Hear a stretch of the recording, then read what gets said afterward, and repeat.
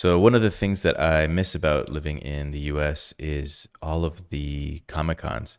It seems like every weekend there's a different con, and I see all of my fellow creators in the States building a community, and they all know each other in real life. And so kind of sucks being far away from that. But on the other hand, I do have access to the local ones out here.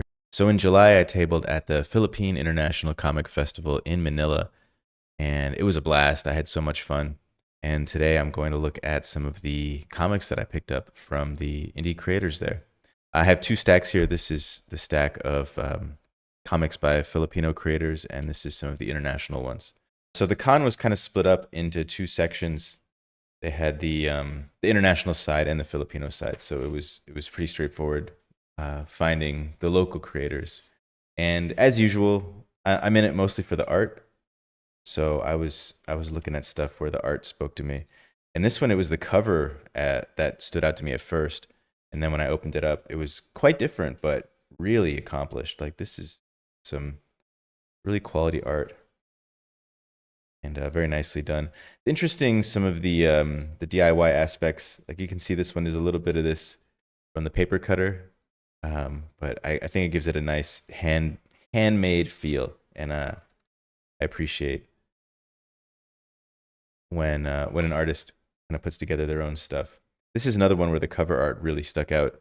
This one, I like comics that don't look like anything else, and at least on the cover, I haven't seen too many comics with this aesthetic. And I suspect this is crayon. It kind of looks like crayon. And when I asked the artist to sign it for me, he had a few different crayons of different color, and asked which color I wanted. So kind of a nice touch too, kind of tying it together.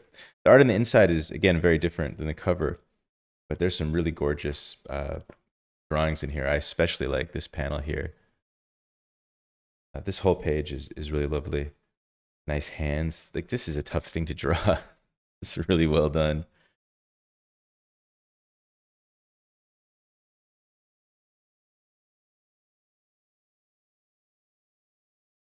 This one, I think, was given to me at the end of the day. At the end of the day at these cons, some people come around and just give you some of their comics, which is also really great. And this was a 2-issue. At least I got 2 issues handed to me by this creator, and so I love seeing that. This is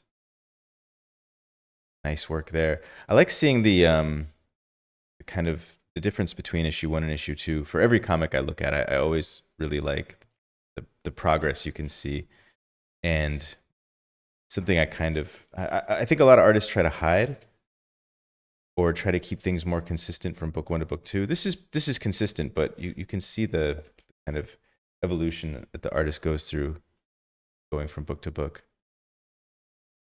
And in my own work, I like to have it visible. So this was another one that was, I think this was given to me, and this is one of the more handmade ones, which I really like.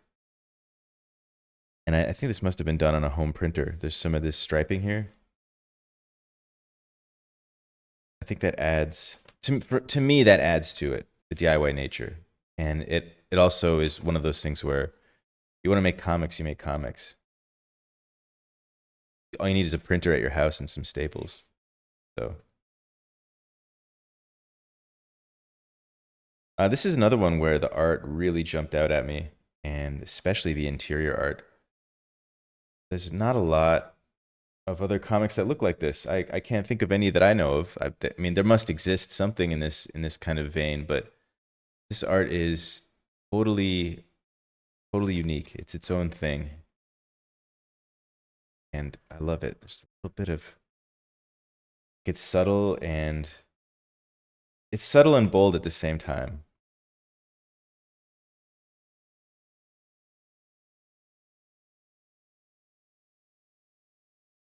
And I remember this was one of the ones. So I went around on the first day just like surveying, seeing what there was, and then I had a budget for day 2, partly depending on my own sales. And so this was one that I thought I definitely have to get back and get my hands on this one. This is just a card, and actually the artist's name isn't on here, unfortunately. There's a signature, but I can't really make it out. But I just liked it for the composition, like kids holding this action figure here, and the sky really stood out to me, and then kind of swooping motion here. It feels like there's a stability in this vertical, and then the rest of it is very dynamic.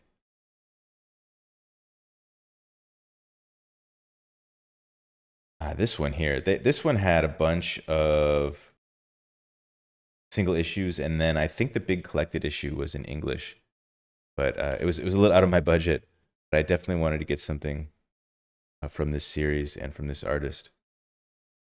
Beautiful use of black and white and red, and just the drawing in this is so good. And like, I think I was saying this in a last week's video about the Mobius comics. Even though this is in, I suppose, Gaelic, although there's some English here actually. It's a mix. I feel like I can still tell what's going on because the visual storytelling is so strong. Don't necessarily need to read the words to be able to read the comic. There's just a splash of red there.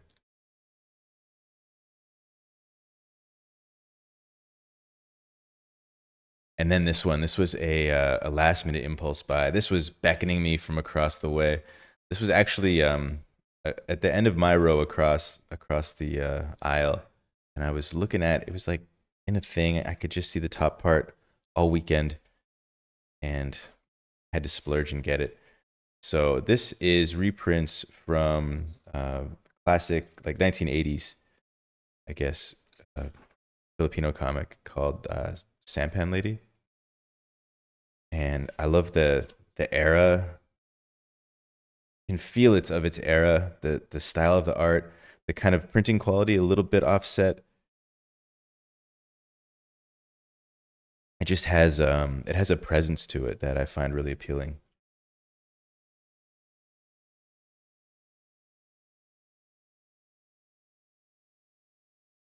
And again, this is one where I can't read any of it. Like I don't understand any of the word balloons, but not so important.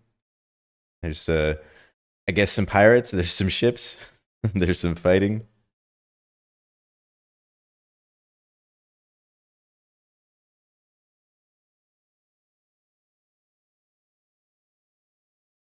And that water. There's a lot to learn from this.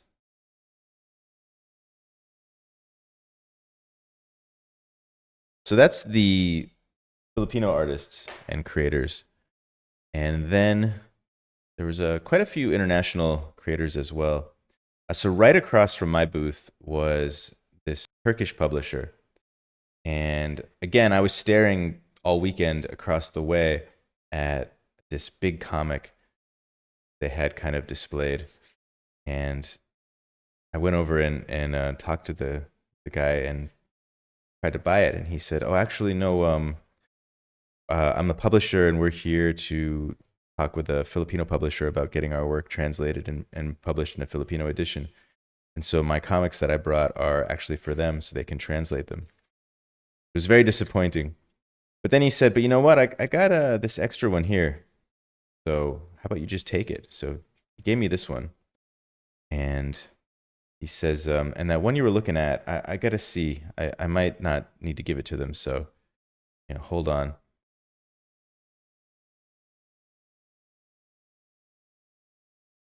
And so then at the end, came over with this. And this is not the exact one I was looking at. I was looking at book 1, but this is book 3. And he's very kind. Just gave me this. The art is amazing. Apparently, this artist is the Turkish Mobius, I guess some people have referred to him. And I can see why. His drawing is just so good and so full of energy. I guess I shouldn't show too much of that. And now for something completely different. This is a artist from Malaysia, and she had some of her watercolors on display, like larger original watercolors. And I knew when I saw those watercolors I needed this comic. This is one of the I'm trying to learn watercolor, trying to get better at it. So getting watercolor comics is good for me. But I mentioned on another video, I'm kind of lately drawn to things that I wouldn't make myself, like the kind of opposite of my own work stylistically, because I feel like there's a lot that can be learned from looking at stuff that you wouldn't sort of think to make, or wouldn't sort of be my natural thing that I would do. And this style is quite different from my own, and so I want to look at it closely, see why.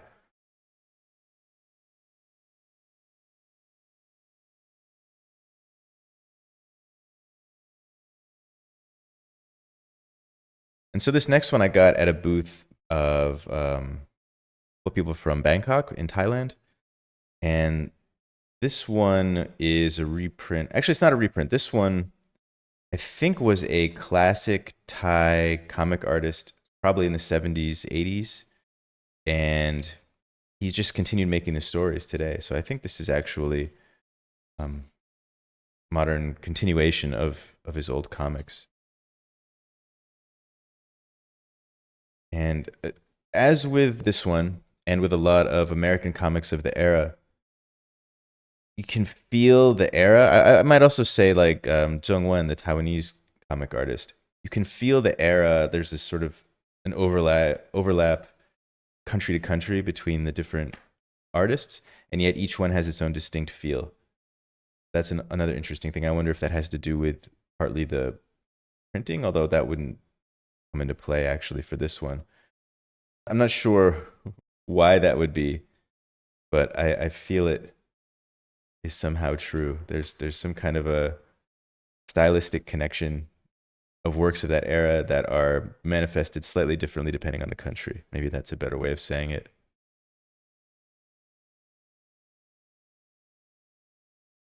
And this was a from the same table, different artists.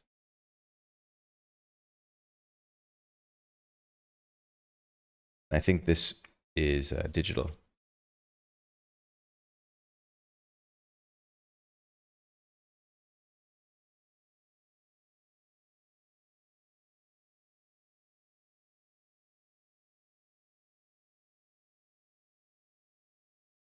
And finally, this was a writer who was, he's from America and he was living in southern China. His table was right next to mine. The artist is actually Filipino.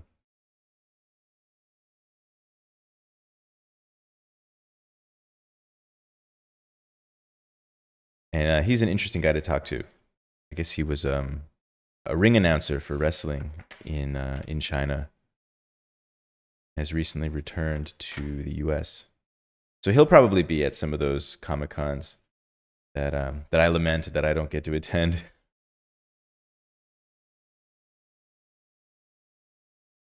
So that is the haul from Philippine International Comic Festival. Like I said, I had a great time there. I definitely plan on going back and tabling again in the future.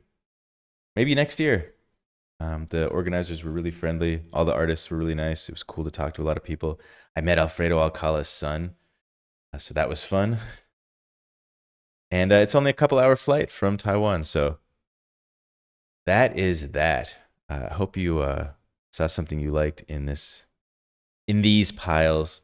And if you did, I will put the information of the creators in the description of this video, at least the creators that I can find the information on.